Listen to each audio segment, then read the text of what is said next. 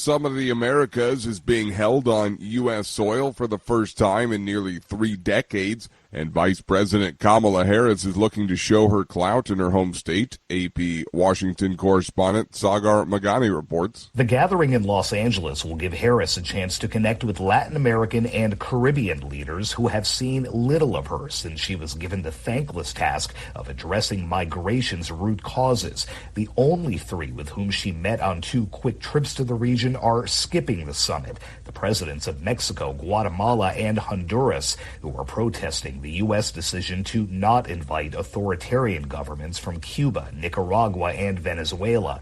Harris's biggest achievement in the region so far was helping secure $1.2 billion in corporate commitments to invest in Central America.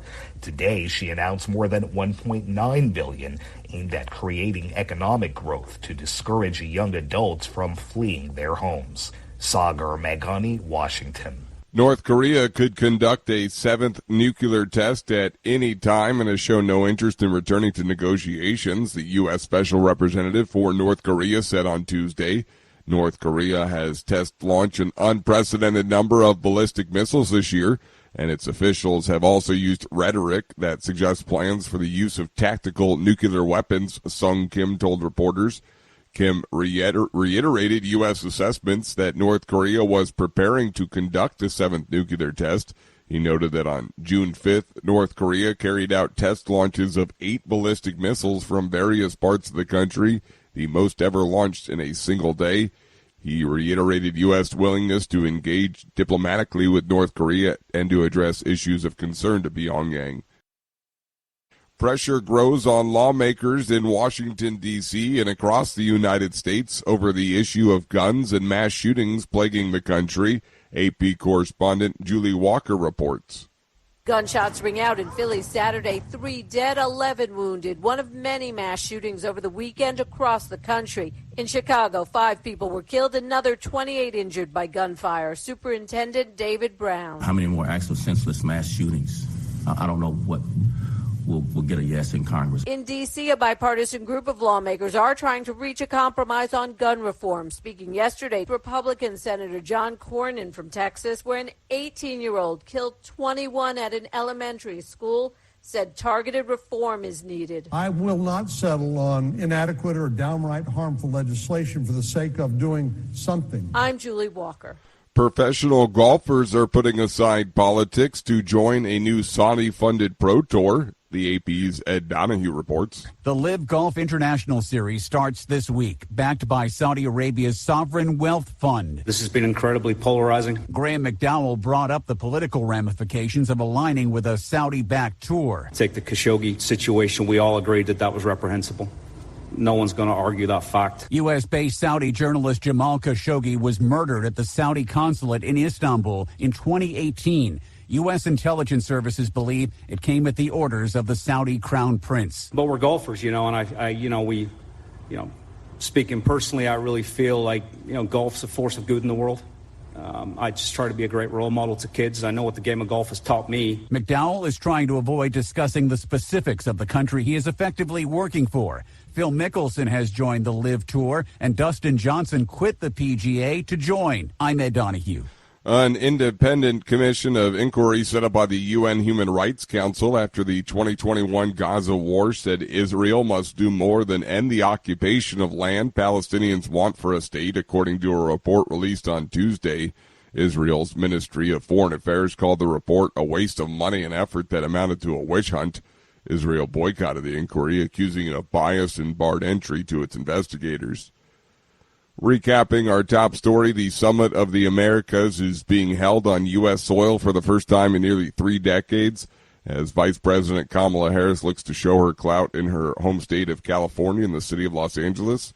Meanwhile, the U.S. Special Representative for North Korea said on Tuesday that North Korea could conduct a 7th nuclear test at any time and has shown no interest in returning to negotiations.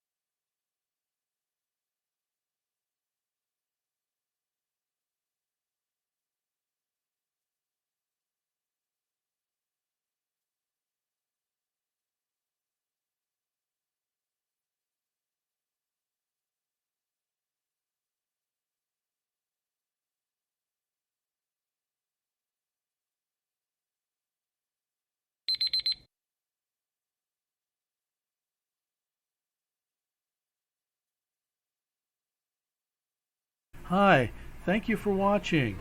I hope the videos are useful for you. Please subscribe to my channel using the button below.